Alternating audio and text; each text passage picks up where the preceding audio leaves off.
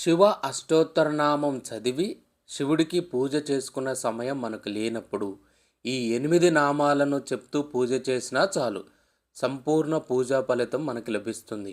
ఓం భవాయ దేవాయ నమః, ఓం శర్వాయ దేవాయ నమః, ఓం ఈశానాయ దేవాయ నమః, ఓం పశుపతియే దేవాయ నమః, ఓం రుద్రాయ దేవాయ నమః, ఓం ఉగ్రాయ దేవాయ నమః, ఓం భీమాయ దేవాయ నమః, ఓం మహతే దేవాయ నమః అని చదువుతూ తెల్లటి బియ్యం గింజను నీటిలో తడిపి ఒక్కొక్క గింజను వేస్తే చాలు, సంపూర్ణ పూజ చేసిన ఫలితం మనకు లభిస్తుంది. మన సనాతన ధర్మంలో ఉన్న ఇలాంటి ఇంకా మంచి మంచి విషయాలు మీకు కావాలంటే రాధా మనోహరి వ్లాగ్స్ అనే యూట్యూబ్ ఛానల్ని సబ్స్క్రైబ్ చేసుకోండి. ఇన్స్టాలో కూడా నా ఐడిని అందరూ ఫాలో